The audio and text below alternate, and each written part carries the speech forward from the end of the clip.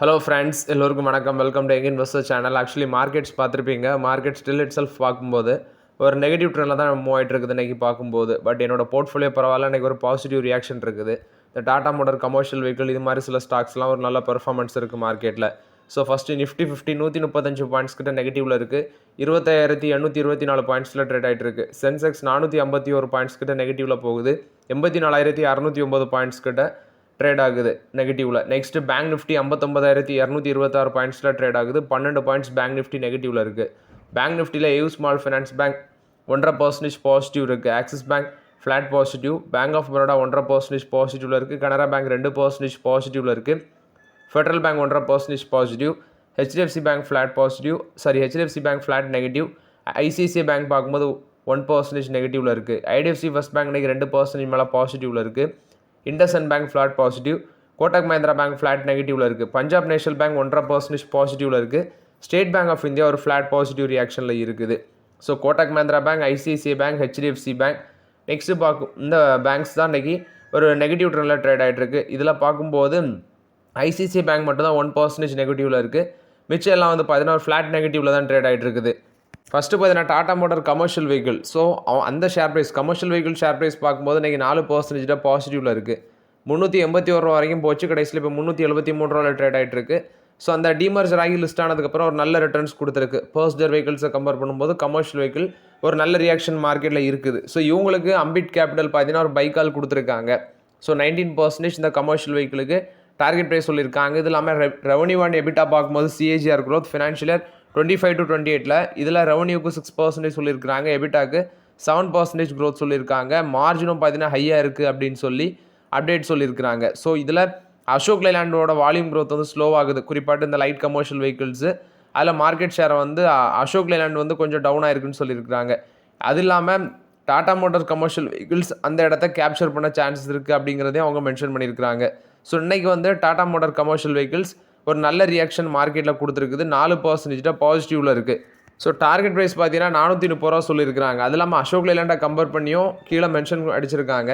So அந்த Ashok லைலாண்டை compare பண்ணும்போது எல்லா செக்மெண்ட்லேயுமே டாடா மோட்டார்ஸ் கமர்ஷியல் வெஹிக்கிள் வந்து அசோக் லைலாண்டோட பெட்டர் பெர்ஃபார்மன்ஸ் பண்ண சான்சஸ் இருக்குது. ஃபார் எக்ஸாம்பிள் அவங்க சொல்கிற மாதிரி ரெவன்யூ பார்த்தீங்கன்னா இங்கே 7.7%, அசோக் லைலாண்டுக்கு 5.7%, எபிட்டா சிஏஜிஆர் அசோக் லைலாண்டுக்கு 7.5%, நான் இதுக்கு 8.6% இருக்குது. அதாவது நான் சொல்கிறது ஃபினான்ஷியல் இயர் 18 to 25 அந்த காலகட்டத்தில் உள்ளது. ஃப்ரீ கேஷ் ஃப்ளோ கன்வர்ஷனும் பார்த்தீங்கன்னா டாடா மோட்டார் கமர்ஷியல் வெஹிக்கிள்ஸுக்கு நல்லாவே இருக்குது. 13.5 அந்த ரேஞ்சில் வச்சுருக்கிறாங்க. ஸோ அது இல்லாமல் இவாக்கோ அதுவும் ஒரு கமர்ஷியல் வெஹிக்கிள் செக்மெண்ட்டில் அக்யூஷன் பண்ண கம்பெனி. ஸோ இதனால் அசோக் லைலாண்டுக்கு வந்து பார்த்தீங்கன்னா டாடா மோட்டார்ஸ் ஒரு பெரிய காம்படிஷனாக இருந்து நல்லா சக்ஸஸ்ஃபுல்லாக போகிறதுக்கு சான்சஸ் இருக்குது. ஸோ டிமர்ஜர் ஆகி வந்ததுக்கப்புறமே பார்த்தீங்கன்னா ஒரு நல்ல ரிட்டர்ன்ஸ் நமக்கு கிடச்சிருக்கு. ஸோ அப்படி ஒரு லாங் டேர்முக்கு ஹோல்ட் பண்ணுறது தான் better Tata motor commercial வெஹிக்கிளை.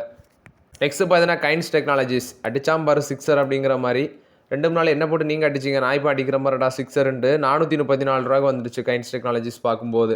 So இன்றைக்கி 13% மேலே பாசிட்டிவ் ரியாக்ஷன். கிட்டத்தட்ட 4,314 ரூபாயில் ட்ரேட் ஆகிட்டு இருக்கு இப்போ பார்க்கும்போது. ஸோ ஒன்று பார்த்தீங்கன்னா லாஸ்ட் வீக்கில் வந்து இவங்க கோட்டக் இன்ஸ்டியூஷனல் ஈக்விட்டி சில கன்சர்ன்ஸ் ரைஸ் பண்ணி விட்டுருந்தாங்க. இது இல்லாமல் ப்ரோக்கரேஜஸ் ஃபர்ம்ஸு இந்த டவுனுக்கு அப்புறம் 50% வந்து பீக் லெவலில் வந்து விழுந்துருந்துச்சு கைன்ஸ் டெக்னாலஜிஸு.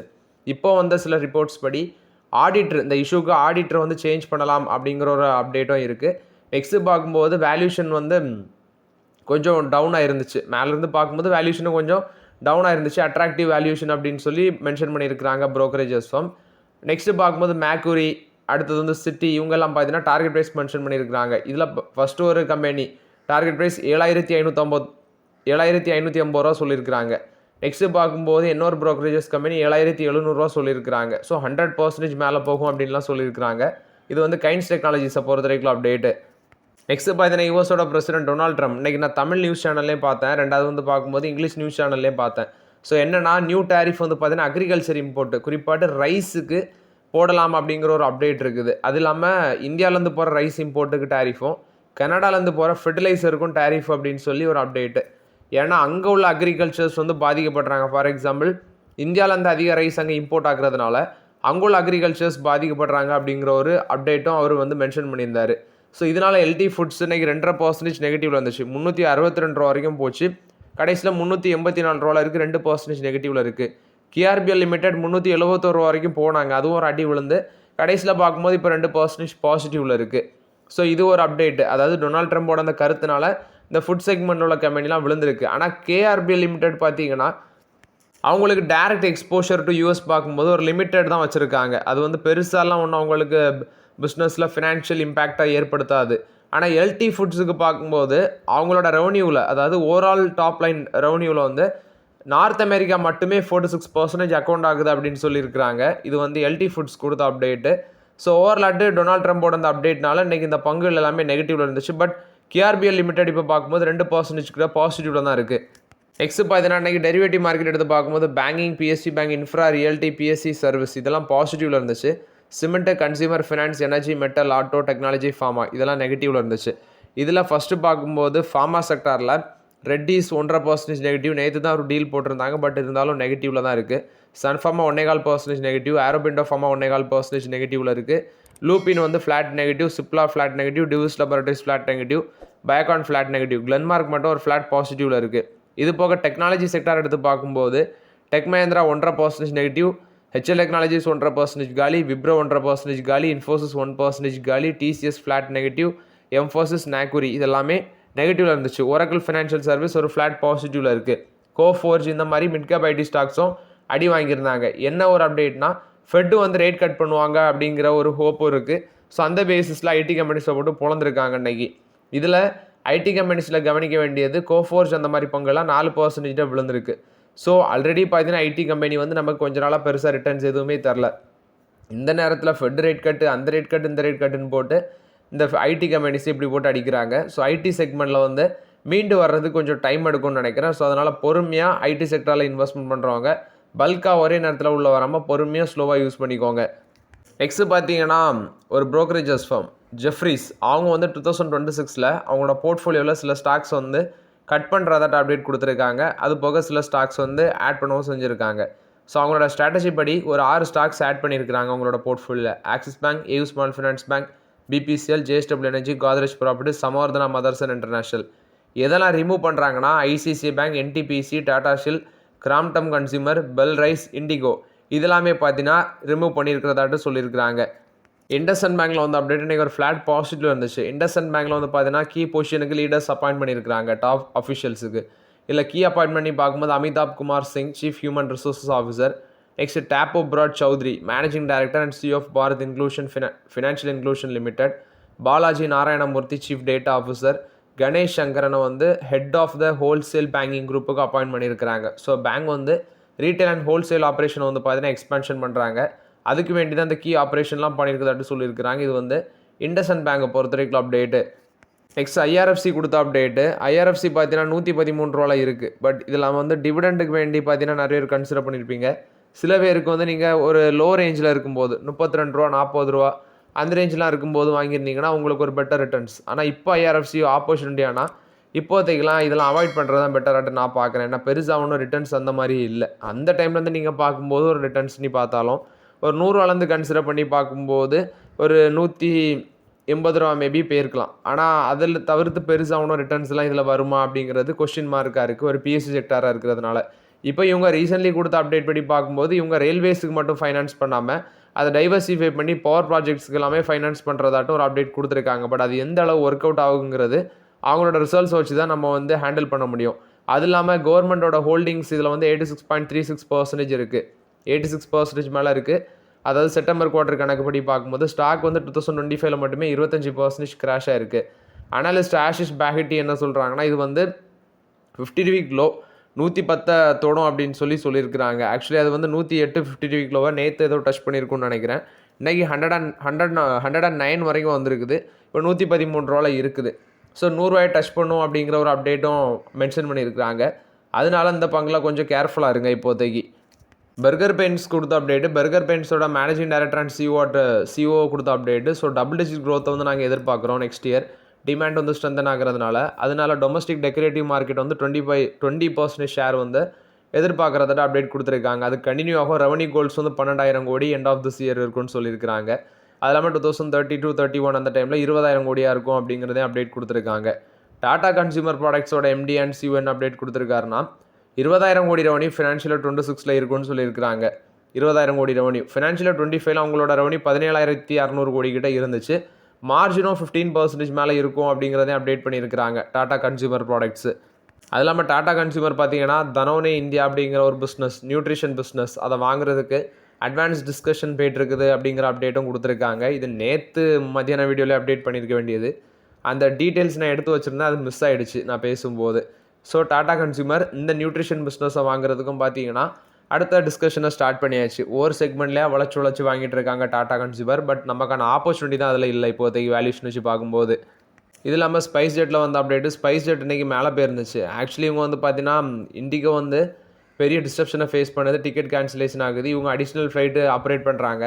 இதனால் பார்த்தீங்கன்னா இவங்களுக்கு ஒரு ஹாப்பி, அதாவது இவங்களுக்கு ஒரு பாசிட்டிவ் நியூஸ் அப்படிங்கிற பேசிஸில் இந்த பங்கு வந்து மேலே போயிட்டே இருக்குது.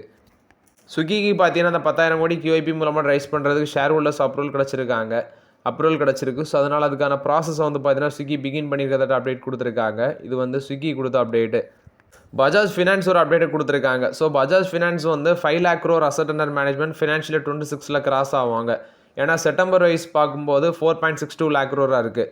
இது வந்து ப்ரைவேட் பேங்க்ஸோட அசட்ஸை வந்து ஃபினான்ஷியல் 26ல் அவங்க மேட்ச் பண்ணுவாங்க அப்படிங்கிற ஒரு அப்டேட்டும் இருக்குது. ஸோ பஜாஜ் ஃபினான்ஸோட asset range mid tier private banks, குறிப்பாக கோட்டக் மஹிந்திரா பேங்க்லாம் 7.7 lakh crore இருக்குது, 7.07 lakh crore இருக்குது. இண்டஸ்இண்ட் பேங்க்கு 5.27 lakh crore, எஸ் பேங்க்குக்கு 4.29 lakh crore, ஐடிபி பேங்க்கு 4.16 lakh crore. ஸோ இந்த மாதிரி ப்ரைவேட் பேங்க்ஸுக்கு ஈக்குவலாட்டு வருவாங்க அப்படின்னு சொல்லி அப்டேட் கொடுத்துருக்காங்க அசட் அண்டர் மேனேஜ்மெண்ட் ஃபினான்ஷியல் 26ல். இது பஜாஜ் ஃபினான்ஸை பொறுத்த வரைக்கும் அப்டேட்டு. டாடா மியூச்சுவல் ஃபண்ட் கொடுத்த அப்டேட்டு. இந்தியாவில் first multi cap consumption index ஃபண்டை வந்து லான்ச் பண்ணியிருக்காங்க. Tata BSE multi cap consumption index fund. அது எப்படின்னா 50% லார்ஜ் கேப்பு, 30% மிட் கேப்பு, 20% பார்த்தீங்கன்னா ஸ்மால் கேப்பு, அந்த ரேஞ்சில் இந்த எக்ஸ்போஷர் இருக்கும். ஸோ இது வந்து BSE multi cap consumption index fund வந்து ட்ராக் பண்ணுவோம் அப்படின்னு சொல்லி அப்டேட் கொடுத்துருக்காங்க. ஸோ இது வந்து டாடா மியூச்சுவல் ஃபண்ட் வந்து லான்ச் பண்ணியிருக்கிறாங்க இந்த NFOவை. NFO டிசம்பர் 23 க்ளோஸ் ஆகும் அப்படிங்கிறத அப்டேட் கொடுத்துருக்காங்க. HL டெக்னாலஜிஸ் பார்த்தீங்கன்னா ஒரு ஸ்ட்ராட்டஜிக் பார்ட்னர்ஷிப் வச்சுருக்கிறாங்க. யாருடன் பார்க்கும்போது டால்ஃபின் செமிகண்டக்டர் கம்பெனி கூட, France based Dolphin semiconductor company கூட. ஸோ இவங்களோட சேர்ந்து எனர்ஜி எஃபிஷியன்ட் ஷிப்ஸை வந்து இவங்க டெவலப் பண்ணுவாங்க அப்படின்னு சொல்லியிருக்கிறாங்க. இந்த கொலாபரேஷன் மூலமாட்டு டிசைன் பண்ணுறது அந்த செக்மெண்ட்லாம் இருப்பாங்க. ஏன்னா இந்த செமிகண்டக்டர் ஷிப்ஸுக்கு இப்போ எவ்வளோ டிமாண்டு, ஹை பர்ஃபார்மன்ஸ் இருக்குதுன்னு தெரியும். ஸோ அந்த பேஸில் Dolphin semiconductor, France based Dolphin செமிகண்டக்டரோட HL டெக்னாலஜிஸ் ஒரு ஸ்ட்ராட்டஜிக் பார்ட்னர்ஷிப் போட்டிருக்காங்க. நெக்ஸ்ட்டு சைமன்ஸ் கொடுத்த அப்டேட்டு. சைமன்ஸோட போர்டு பார்த்தீங்கன்னா அவங்களோட லோ வால்டேஜ் மோட்டர் பிஸ்னஸை இனோமோட்டிக்ஸ் இந்தியாவுக்கு விற்கிறதுக்கு 2,200 கோடி விற்கிறதுக்கு அப்ரூவல் கொடுத்துருக்காங்க. அவங்களோட போர்டு குறிப்பாக அவங்களோட low voltage motors and gear motor பிஸ்னஸை வந்து இனோமோட்டிக் இந்தியா பிரைவேட் லிமிடெட் அவங்கள்ட்ட விற்கிறதுக்கு ஒப்புதல் கொடுத்துருக்காங்க. ஸோ இது வந்து 2,200 கோடி இந்த ஸ்டேக் டைல்யூஷன் நடக்கிறது. இது சைமன்ஸ் கொடுத்த அப்டேட்டு. நெக்ஸ்ட்டு லார்சன் டிபோ பார்த்தீங்கன்னா ரியல் எஸ்டேட் ஆப்ரேஷனை வந்து கன்சாலிடேட் பண்ண இருக்கிறாங்க. அவங்களோட ரியல் எஸ்டேட் பிஸ்னஸை L&T ரியாலிட்டி ப்ராப்பர்ட்டிஸ் அது மூலமாட்டு கன்சாலிடேட்டட் பண்ண இருக்கிறதாட்ட அப்டேட் கொடுத்துருக்காங்க. இந்தியாவோட ரியல் எஸ்டேட் க்ரோத்தில் இவங்க வந்து ஃபோக்கஸ் பண்ணுறாங்க. இது வந்து லார்சன் டிபோ கொடுத்த அப்டேட்டு. அதானி குழுமம் பார்த்தீங்கன்னா 15,000 கோடிக்கு அந்த ஜெயபிரகாஷ் அசோசியேட்ஸ் அக்யூசியேஷன் பண்ணுறதுக்கு NCLT அப்ரூவல் கொடுத்துருந்தாங்க. ஸோ அந்த 15,000 கோடிக்கான பிட்ஸை வந்து பார்த்தீங்கன்னா அவங்க சப்மிட் பண்ணியிருக்கிறாங்க. 15,000 கோடிக்கு வந்து ரீசொல்யூஷன் பிளான் வந்து சப்மிட் பண்ணியிருக்கிறதாட்ட அப்டேட் கொடுத்துருக்காங்க, அதை வந்து டேக் ஓவர் பண்ணுறதுக்கு. ஸோ இது வந்து அதானி குழுமம் கொடுத்த அப்டேட்டு.